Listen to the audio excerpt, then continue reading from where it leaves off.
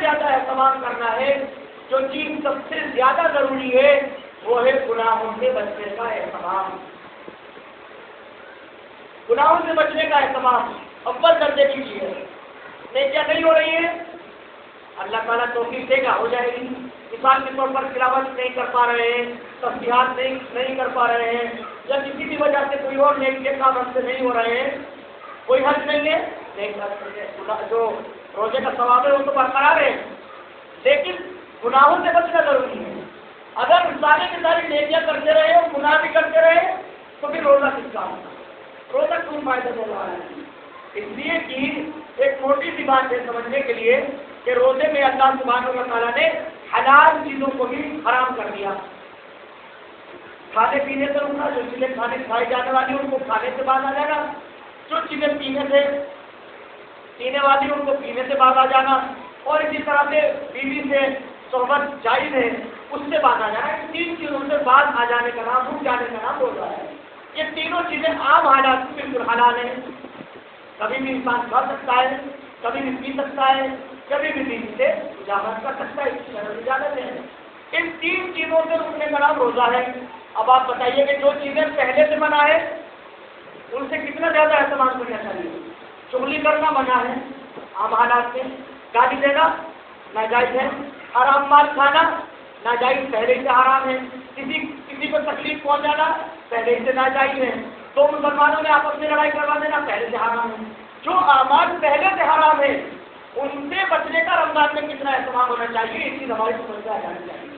اس لیے رمضان کے مہینے میں سب سے زیادہ اہتمام اس بات کا ہو کہ ہم گناہ نہ کریں، گناہوں سے بچائیں، اپنے کانوں کو گناہ سے بچائیں، اپنی نگاہوں کو گناہوں سے بچائیں، حرام دیکھنے سے، ناجائز دیکھنے سے، نامحرم کی طرف نگاہ اٹھانے سے، اسی طرح سے غلط باتیں اپنے کانوں سے سننے سے، اپنے ہاتھ پیروں کو لڑائی جھگڑے سے، اپنی زبان کو گالم گلوچ سے، تمام کے تمام گناہوں سے اپنی زبان کو، اپنی نگاہوں کو، اپنے کانوں کو، اپنے جسم کو بچائے.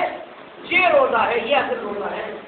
روزہ ہر چیز کا روزہ. رمضان میں جب جائز چیزوں کا روزہ ہو گیا تو ناجائز چیزوں کا تو بدلتے روزہ ہو گیا، ان سے تو اور زیادہ بچنے کا احتمام ہونا چاہیے. اس لیے خاص طور پر آج کا سبق یہ ہے کہ اس مبارک اور محترم مہینے میں ہمیں سب سے زیادہ گناہوں سے بچنے کا اہتمام کرنا ہے، اور دوسرے نمبر پر جو حقوق الاولاد ہے، اپنے بھائیوں کو جو تکلیف پہنچائی ہے، کسی کا کوئی حق مار لیا ہے، کسی کو کوئی اذیت دی ہے، اس سے توبہ استغفار کر لیں. کیا اگر ہمیں معلوم ہے کہ ہمارا بھائی فلاں یہ کرتا ہے، میرے بارے میں اس نے فلاں چیز فلاں بات پھیلائی ہے، یا میرے تعلق سے اس نے فلاں بات کہی تھی، مجھے اس نے فلاں وقت فلاں چیز کہی تھی، اس کو خود اپنے طور پر معاف میں نے معاف کر دیا. مجھے فلاں صاحب نے تکلیف پہنچائی تھی، آج رمضان کی برکت سے میں نے معاف کر دیا، میرے دل میں اس کی طرف سے کوئی بات نہیں. معاف کرنے والا بڑا ہوتا ہے، معافی مانگنے والے سے معاف کرنے والا زیادہ بڑا ہوتا ہے. تو بغیر اس کے انتظار کیے کہ وہ ہم سے معافی مانگے، ہم خود معاف کرتے ہیں. میرے بزرگوں، اگر اللہ سبحانہ و تعالیٰ یہ سوچے کہ میرا بندہ جب معافی طلب کرے گا تبھی معاف کروں گا تو بندوں کا کیا حال بنے گا. اللہ سبحانہ و تعالیٰ نیکیوں پر بھی کبھی کبھی معاف فرما دیتے، مغفرت فرما دیتے. کیسے؟ رمضان کا روزہ رکھنے سے مغفرت فرما دیتے ہیں. جب سے توبہ نہیں کی بندے نے، لیکن اللہ نے معاف کر دیا، اپنے کو چھوڑ دیے.